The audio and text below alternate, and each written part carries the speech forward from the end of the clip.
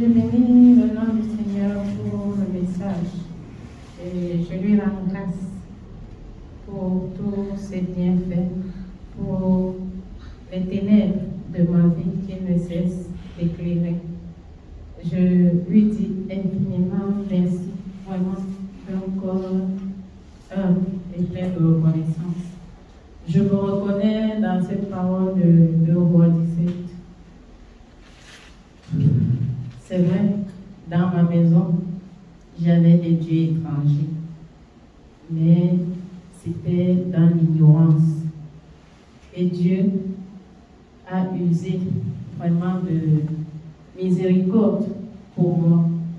J'avais des images, des statues dans ma maison et je faisais des prières qui n'étaient pas forcément conformes à la parole. C'était des prières préconçues qui nous étaient vendues dans la religion. Au point où je m'étais même fait un sanctuaire à la maison qui, pour la première fois, a été, je ne sais de quelle manière, mais je bénis le Seigneur, a été renversé pour la première fois. Je l'ai encore rétabli pour la deuxième fois. Là, c'était la colère de Dieu, ça a pris feu. Et dans mon aveuglement et mon ignorance, j'ai voulu continuer, mais le Seigneur a mis stop. Et je lui rends grâce en écoutant la parole de ce soir.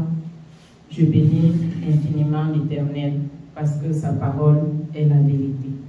C'est ma vie. Il a fallu que l'Éternel mette stop parce que quand bien même en priant un soir avec les enfants, se prosternant devant ces statuettes et ces images, j'ai vu écrit de la main en dessous de ces choses-là, Jésus-Christ. Alors ce soir-là, je me suis exclamée, j'ai dit aux enfants, je vois Jésus-Christ écrit là où se trouvent les statuettes. Je n'avais pas de craie dans la maison, je suis allée chercher le charbon. J'ai dit que je vais réécrire la même chose comme j'ai vu en vision, ce que j'ai fait. Et quelque temps après, le Seigneur ne m'a pas laissé dans l'égarement. Il m'a envoyé son serviteur qui m'a éclairé là-dessus. Et j'ai béni Dieu pour son amour manifesté envers moi.